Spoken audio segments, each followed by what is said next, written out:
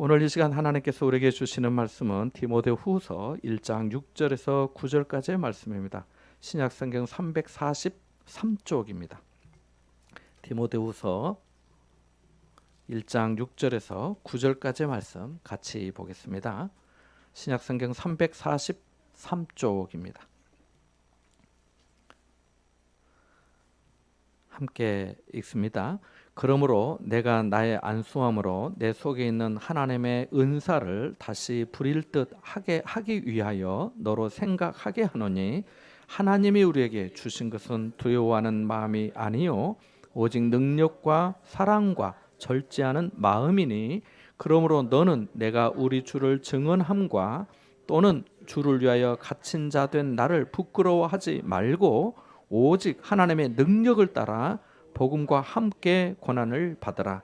하나님이 우리를 구원하사 거룩하신 소명으로 부르심은 우리의 행위대로 하심이 아니요 오직 자기의 뜻과 영원 전부터 그리스도 예수 안에서 우리에게 주신 은혜대로 하심이라. 아멘.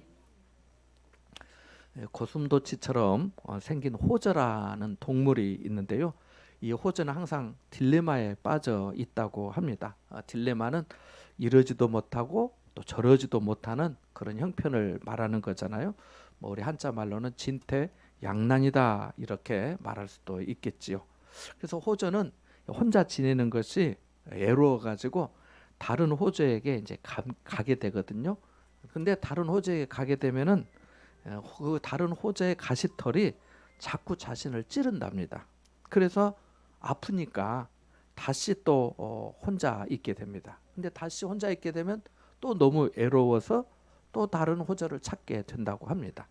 그러나 또 가면은 그 또 다른 호저의 가시에 자신이 찔리니까 또 떠나게 되고 또 외로우면 또 다시 갔다가 또 상처를 받고 그래서 이 호저는 평생 이것을 반복한다고 합니다. 어쩌면 호저의 모습이 우리의 모습처럼 보이기도 합니다. 다른 사람에게 마음의 문을 열었는데 돌아오는 것은 상처뿐일 때 말입니다. 그래서 이제 누구에게도 마음 문을 열어주지 않을 거야 하고 마음을 꽁꽁 닫고 살기로 결심을 하는 거죠. 그런데 또 외로웠던 그 호저처럼 혼자 지내다 보면 또 너무 외로운 거예요. 그래서 다른 사람에게 마음을 열면 또 상처를 받게 되기도 하는 거죠. 이런 경험은 우리에게 그 대인 관계에 대한 두려움을 낳습니다. 사람 만나는 것이 어려워지고 어떤 경우에는 혼자 칩거하게 되는 경우도 생깁니다. 물론 사람마다 성품이나 성격이 달라서 대체로 다른 사람들과 친숙하게 잘 지내는 외향적인 사람들이 있기도 합니다.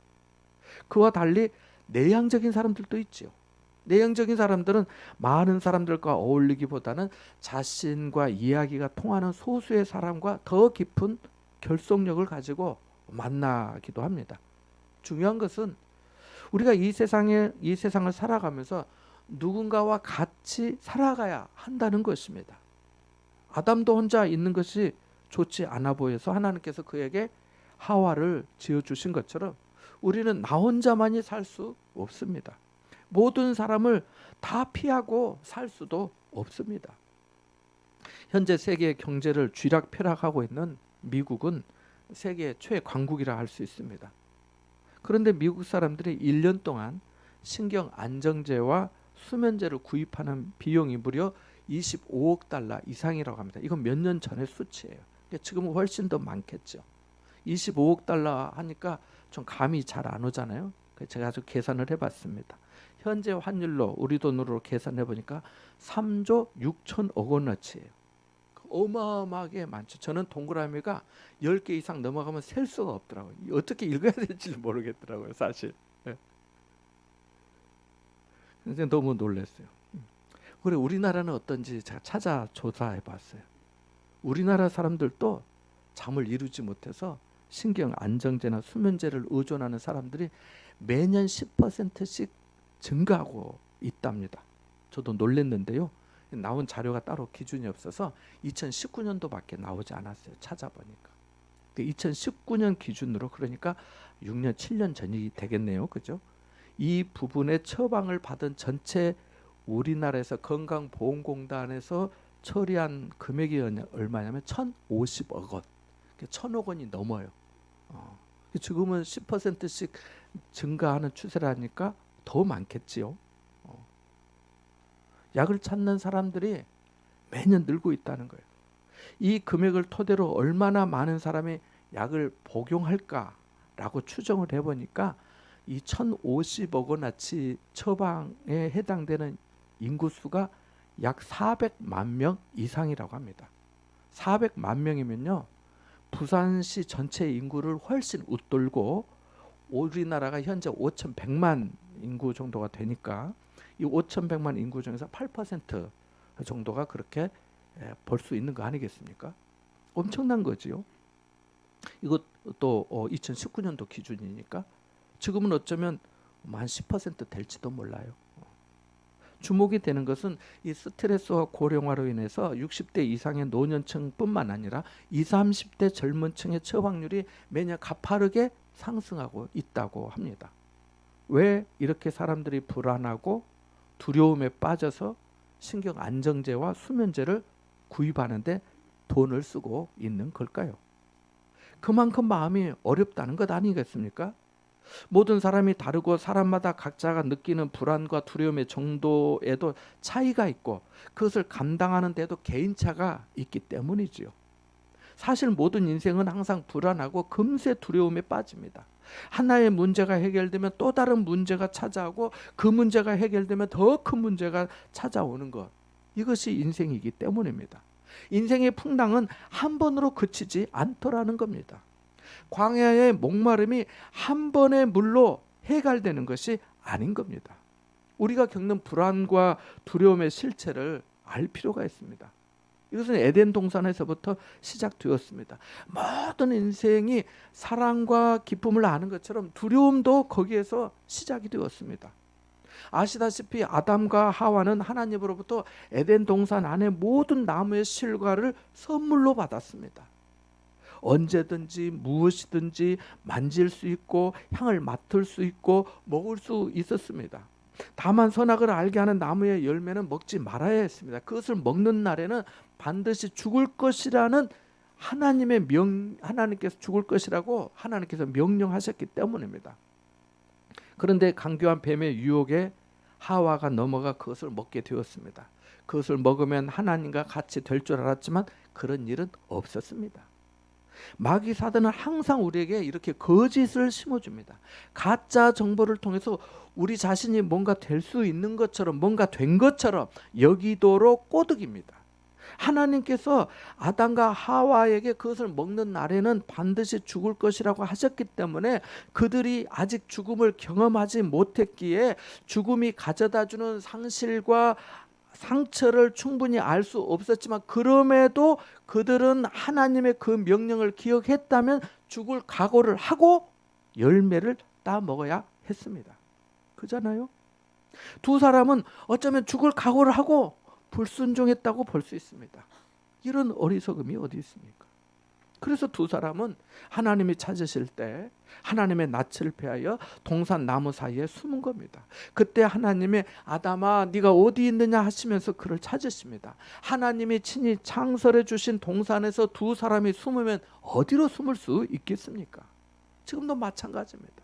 하나님은 지금도 우리를 부르고 찾으십니다. 아담이라는 이름, 이 히브리어의 단어의 뜻이 뭐냐면 크게 두 가지인데 하나는 흙이라는 뜻이에요.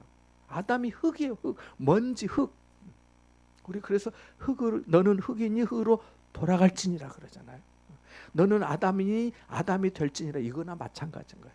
또 하나는 사람이라는 뜻이요. 그래서 성경이 너무너무 놀라운 거예요. 흙, 먼지, 사람. 이 두 가지 뜻이에요. 그러니까 흙으로 지음받은 아담은 흙으로 돌아가게 되어 있고 아담아 네가 어디 있느냐 하는 것은 사람아 네가 어디 있느냐 하시는 것과 같습니다.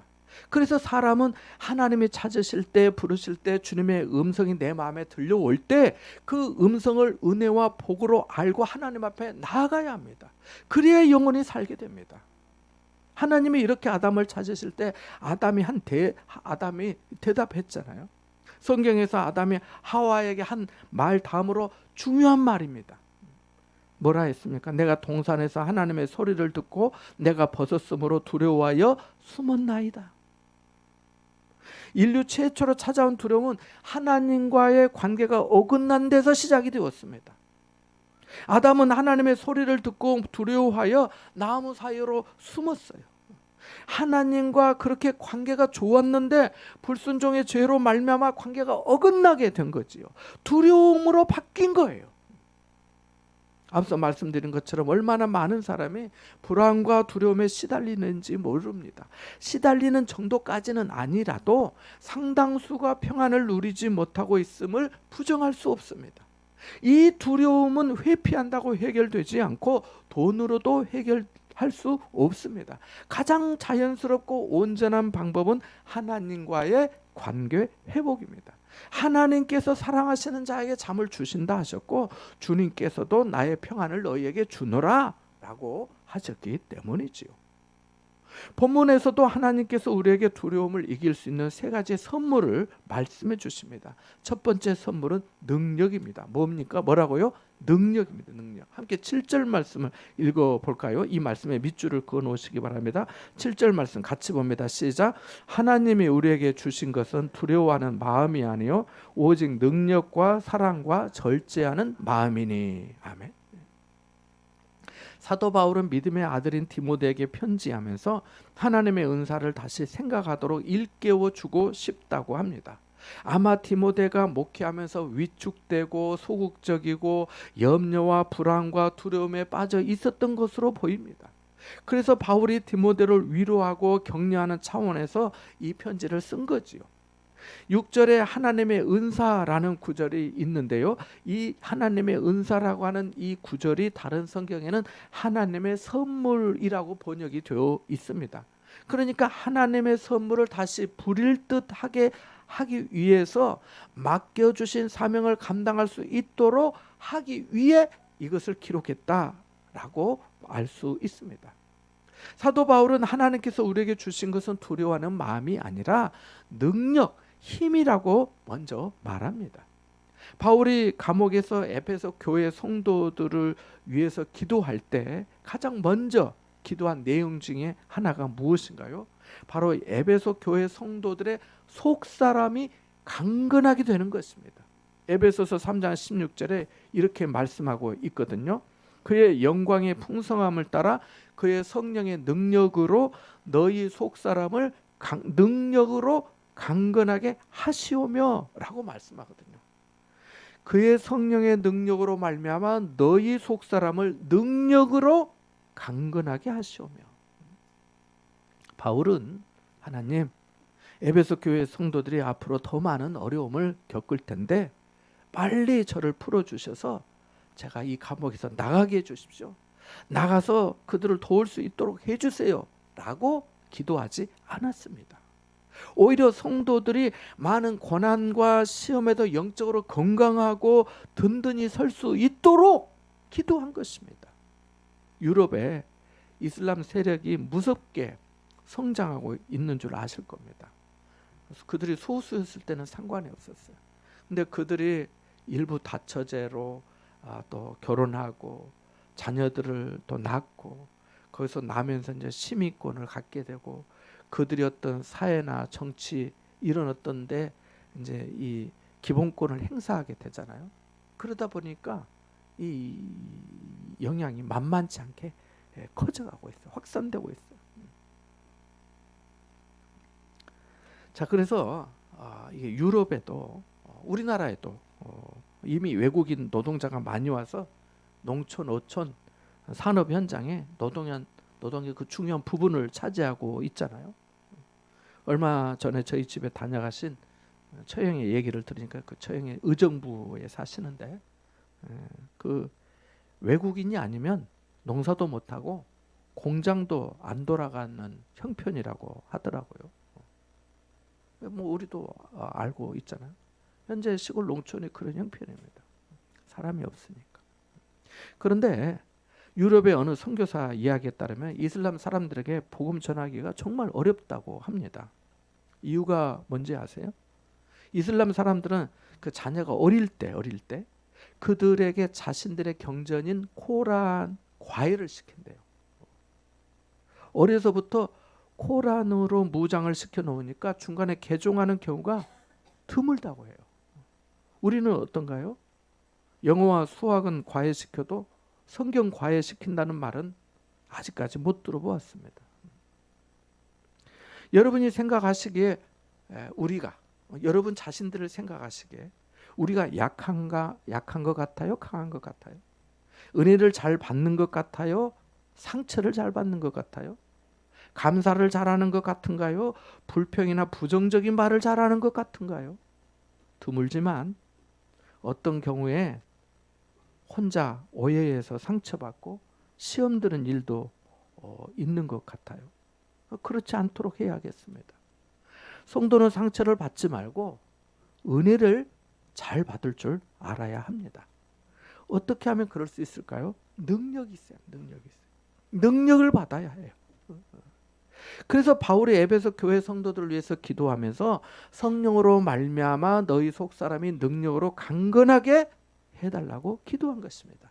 우리도 같은 기도를 드려야 합니다. 성령으로 속사람이 능력으로 강건하게 해주십시오 라고 말입니다. 안 그러면 무슨 말 한마디에 섭섭하고 표정 하나에 삐쳐서 상처받았다고 하면 난감해지잖아요. 좀 강해지기 위해 기도해야 합니다. 내게 대놓고 욕하는 거 아니면 오해하지 말고 상처받지도 말고 든든하고 강한 마음, 여호수아가 가졌던 들었던 하나님께로부터 들었던 마음을 강하게 하고 담대히 하라는 그 말씀을 우리 모두 붙들어야 할 줄 믿습니다. 자신이 좀 유약하다는 생각이 든다면 매일 아침마다 이렇게 기도해도 될 것입니다. 하나님, 제 마음에 불안과 두려움이 있습니다. 염려가 있어요. 저는 너무 약하고 피해의식과 열등감도 많아요. 누군가 저에게 조금만 이상한 말을 해도 쉽게 상처를 받고 좋지 않은 시선으로 바라보는 것 같으면 상처가 됩니다. 더 이상 이렇게 유약한 그리스도인으로 살고 싶지 않습니다. 강한 그리스도인이 되게 도와주세요. 성령으로 말미암아 주님의 강한 군사와 같은 성도가 되도록 주님 제게 능력을 허락해 주세요 라고 기도해도 됩니다. 이스라엘 백성들이 광야 시절 모세가 12명의 정탐꾼을 가나안 땅에 보내서 정탐하고 돌아오라고 했잖아요. 40일 동안 탐지하고 돌아온 족장 12명 중에서 10명의 보고가 어땠는지 아실 겁니다. 그들은 각 지파의 족장들이었습니다. 지도자였어요. 가나안 땅의 사람들을 보고 겁과 두려움에 질려 있었습니다. 그들은 우리보다 강하다 하고 그들에 비하면 우리는 메뚜기 같다 하고 가나안 땅은 정복할 수 없다고 했습니다. 나중에 그렇게 말한 사람들은 모두 다 자기 말대로 가나안 땅에 못 들어가고 다 죽었습니다. 반대로 여호수아와 갈렙은 그들의 보호자는 그들에게서 떠났고 그들은 우리의 먹이라 하나님이 우리와 함께 하시니 취할 수 있다 올라가자고 했습니다. 그들 또한 자신의 말대로 가나안 땅에 들어갔습니다. 위기가 닥쳤을 때 사람들은 딱 두 종류로 나눕니다. 보호자가 있는 인생과 보호자가 없는 인생이지요. 10명의 족장은 보호자이신 하나님을 못 보았고 여호수아와 갈렙 두 족장은 보호자이신 하나님을 보았습니다. 하나님께 마음이 정해진 사람은 하늘이 무너지는 일 아니면 끄떡 없습니다. 이것이 위로받는 능력이에요. 두려움을 이기는 두 번째 실체는 사랑입니다. 요한일서 4장 18절에 보니까 사랑 안에 두려움이 없고 온전한 사랑이 두려움을 내쫓나니 두려움에는 형벌이 있습니다. 두려워하는 자는 사랑 안에서 온전히 이루지 못하였느니라고 말씀합니다. 제가 처음 은혜교회를 개척하려 할 때 주변에서 만류가 많았습니다. 아내도 개척할 거면 이혼하고 하라고 할 정도였습니다. 진짜입니다. 그때 위기였어요. 사람도 준비가 안 되고 돈도 준비가 안 되고 제일 중요한 것은 제가 능력이 없어서 저도 준비가 안 되었습니다.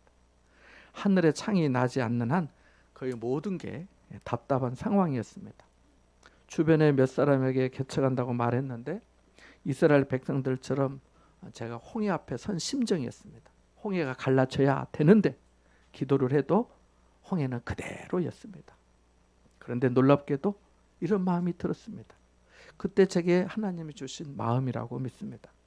하나님께서 기장에서 구원하시려고 예비하신 영혼이 있을 거야. 그가 누구인지, 그 사람을 언제 만나게 될지, 개척 목회 사역을 잘 감당할 수 있을지 모르지만 그래도 한 영혼이라도 주님에게 인도할 수 있다면 의미 있는 인생이 될 거야 하는 그런 마음이 들었어요.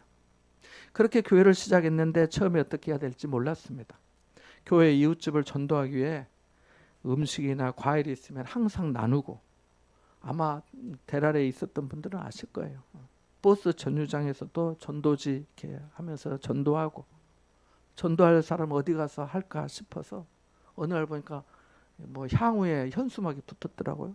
또 거기도 또 찾아가서 전도해 보려고 했어요. 가까운 요양병원에 가서 전도하고, 초등학교 앞에 가서 전도하고, 그래도 교회는 나오는 분들은 없었습니다.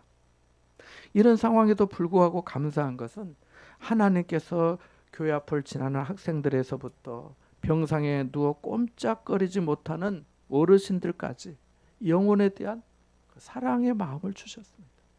주님의 마음으로 사랑해야겠다고 생각하니까 불안이나 두려움이 사라지기 시작했어요. 어떤 사람이 누군가를 깊이 사랑하면 용기가 생기고 누군가에게 깊이 사랑받으면 힘이 생긴다라고 말했는데 맞는 말 아닌가요? 심사임당은 효심과 모성애로 상징이 되는 인물입니다. 율곡 이 선생의 모친이잖아요. 심사임당 본명이 신인선 씨인데 이 심사임당이 19살 나이에 덕수 이씨 집안의 이원수와 결혼했습니다. 결혼 초기에는 두 사람이 강릉의 오죽헌에서 생활했다고 합니다. 여기서 한 20년 정도 생활하면서 친정 식구, 특별히 친정 어머니의 사랑을 받고 또 어머니를 심사임당이 잘 모셨다고 합니다. 그러다가 그의 나이 38세에 남편 이원수를 따라서 지금의 서울 종로구 수성동 천진동으로 이사 오면서 친정 어머니 이제 보러 뵙기 위해서 강릉에 다녀오곤 했는데, 강릉에 가기 위해서는 넘어야 할 영이 있었습니다. 어디였을까요? 대관령입니다. 당시 대관령은 산세가 험하고 호랑이나 도적의 위협이 끊이지 않던 곳입니다. 남성들도 무리지어 넘기를 두려워하던 그 길을 사임당은 오직 연로하신 어머니, 엄마를 뵙기 위해서 길을 나섰습니다. 그녀를 움직인 것은 내가 가다가 대관령 넘어가다가 화를 당하면 어쩌나 하는 그 두려움보다 늙으신 어머니를 다시 보지 못하면 어쩌나 하는 그 간절한 사랑, 그 효심이 그 대관령을 넘게 했다고 합니다. 이와 같이 진정한 사랑은 두려움을 내쫓습니다. 아가서에도 사랑은 죽음같이 강하다고 하잖아요. 사랑하면 죽음도 초월하게 된다고 하잖아요. 이 사랑의 절정이 바로 예수 그리스도이시잖아요. 하나님께서 세상을 이처럼 사랑하사 세상을 죄에서 구원하시기 위해서 독생자 예수님을 이 땅에 보내주셨고, 예수님께서 죄인인 우리를 대신하여 십자가의 고난을 받으셨기 때문입니다. 더욱더 놀라운 것은 이 사랑이 지금도 동일하게 구원의 효력으로 우리에게 미치고 있다는 것입니다. 그래서 우리는 하나님은 사랑이시다 고백하는 거 아닌가요? 하나님의 사랑이 끝이 없다고 하는 거 아닌가요? 여러분, 믿음, 소망, 사랑 이 세 가지는 항상 있을 것인데 그 중에 제일은 사랑이라고 하셨습니다. 사랑이 많은 사람이 되시기를 바랍니다. 사랑의 사람이 되시기를 바랍니다. 세 번째로 두려움을 이기는 세 번째는 절제입니다. 절제. 잘 나가는 스포츠카일수록 브레이크가 좋아야 합니다. 안 그러면 큰일 날 수 있기 때문이지요. 칼이 잘 들수록 칼집이 있어야 하듯이 믿는 자에게도 절제가 있어야 합니다. 잘 드는 칼이 자신을 상하게 할 수도 있기 때문입니다. 자기 통제와 절제가 없다면 럭비 공처럼 어디로 튈지 모릅니다. 그래서 성령의 열매 중에 하나가 절제이잖아요. 절제 없이 앞뒤 재지 않고 나오는 대로 말을 다 하면 문제로 비화되는 경우가 많습니다. 그러나 절제하면 우리가 그리스도 안에서 안전하고 두려움을 물리치게 됩니다. 우리에게 주신 마음이라고 성경에 말씀하고 있잖아요. 나는 참지 못하고 절제 못한다고 생각하시면 안 됩니다. 할 수 있어요. 하나님께서 우리 모두에게 그러한 성정을 주셨기 때문입니다. 사울을 피해서 다윗이 광야를 생활할 때 나발이라고 하는 사람의 양떼를 지켜주었습니다. 목장을 지켜주었다 생각하시면 됩니다. 그래서 이제 양털 깎는 날이 되어서 양털 깎는 날은 이제 추수하는 날이나 마찬가지인데요. 다윗이 사람을 나발에게 보내어서 자기 수하 사람들이 먹을 양식을 좀 부탁했습니다. 하지만 이 나발은 다윗을 조롱하면서 음식을 주지 않았습니다. 모욕을 당한 다윗은 군사 400명을 데리고 나발을 쓸어버리려고 출발했습니다. 하지만 가는 길에 나발의 아내 아비가일을 만납니다. 아비가일은 다윗 앞에 엎드려서 다윗의 노여움을 가라앉히고 다윗 왕이 손에 피를 묻히면 되겠냐면서 진정하시고 남편의 어리석음을 용서해 달라고 그 여인이 간청합니다. 지혜로운 아비가일의 말을 듣고 다윗은 복수심을 멈춥니다. 이처럼 절제는 내 권리를 주장하고 싶을 때, 그리고 화가 머리 끝까지 났을 때 멈출 수 있는 능력입니다. 모든 사람이 절제하지 않는다면 어쩌면 끔찍한 세상이 되고 말 것입니다. 바울은 고린도 교회에 쓴 편지에 승리하고자 하는 사람은 모든 일에 절제한다고 하였습니다. 절제가 두려움 앞에 참는 것처럼 보일 수 있지만 그게 아닙니다. 오히려 표대를 향해 달려가기 위해 불필요한 짐을 벗어 던지는 행위입니다. 복음 전파를 위해 사명에 집중하겠다는 거죠. 절제는 아무것도 안 하는 것이 아니라 하나님이 원하시는 것을 하기 위해 내가 원하는 것을 멈추는 용기입니다. 실제 생활에서 불안이나 두려움을 극복하는 방법 중에 하나는 이 언어 생활이기도 합니다. 말입니다. 말. 상대방을 위로하고 격려하는 말은 좋지만은 때로는 차라리 말을 참았으면 좋았을 것을 하는 후회가 남을 때도 있잖아요. 바울은 디모데에게 하나님이 우리에게 주신 것은 두려워하는 마음이 아니라 오직 능력과 사랑과 절제하는 마음이라고 합니다. 그래서 복음을 위해 고난받고 있는 자신을 부끄러워하지 말라고도 말합니다. 부끄러워하는 것은 비겁한 거잖아요. 하나님 우리에게 주신 마음은 그런 마음이 아니라는 거잖아요. 디모데도 하나님의 능력을 힘입어서 복음을 위해서 고난을 받으라고도 말합니다.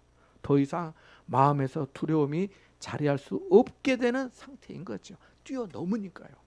사랑하는 여러분, 우리는 겁이 많고 두려움에 떠는 사람들입니다.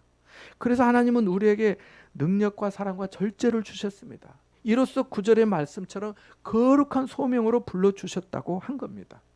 이것이 그리스도 예수 안에서 우리에게 주신 은혜라고 말씀합니다.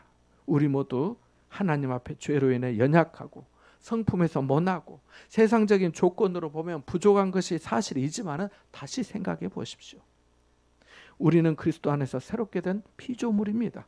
우리는 예수 그리스도의 얼굴에 있는 하나님의 영광을 아는 빛을 받은 사람입니다. 답답한 일을 당하여도 낙심하지 아니하는 사람입니다. 예수의 생명이 우리 안에서 나타나는 사람입니다. 내게 능력 주시는 자 안에서 내가 모든 것을 할 수 있는 사람입니다. 성령의 능력으로 날마다 덧입어 사는 사람입니다. 이 정도만 해도 두려움을 물리치고 범사에 감사할 능력을 가진 자 아니겠습니까? 주 안에서 항상 기뻐할 수 있는 은혜가 있는 사람 아니겠습니까? 여러분, 마귀가 우리에게 무엇을 주는지보다 하나님께서 우리에게 이미 주신 것이 무엇인지, 내가 받은 은혜가 얼마나 귀하고 놀랍고 아름답고 영광스러운지 기억해 보시기 바랍니다. 우리 교회 안에서 매일 놀라운 일이 계속되고 있습니다. 저는 우리 형제가 이거 할 줄 상상도 못했어요. 서울에서 저한테 문자한 거예요. 목사님, 제가 땜빵할 수 있을 것 같은데요. 이게 무슨 말이야? 하면 제가 놀랐어요. 그리고 어제 찬양 때 말씀했는데 저는 도레미파솔라시도만 누를 줄 알았더니 그래서 상상을 초월하기 너무 잘했어요.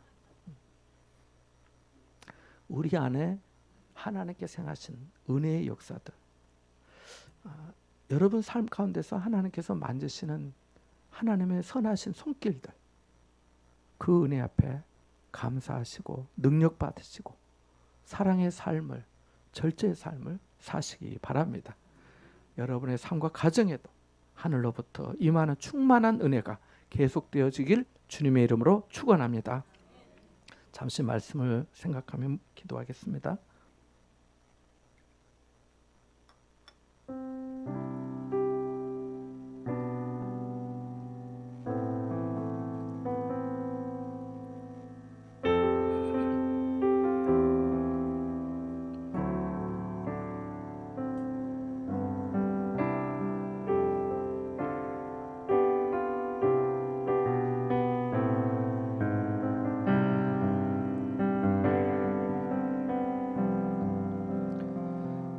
하나님 아버지, 하나님께서 우리에게 주신 능력과 사랑과 절제를 통해 용기를 내게 하시고 강한 성도가 되게 하시고 쓰임받는 은혜의 그릇이 되게 하여 주옵소서. 초막이나 궁궐이나 주님과 함께 함으로 찬송하며 나아가게 하옵소서. 예수 그리스도 안에서 거룩한 소명으로 불러주셨으니 이에 합당한 성도가 되게 하옵소서. 예수님의 이름으로 기도하옵나이다. 아멘.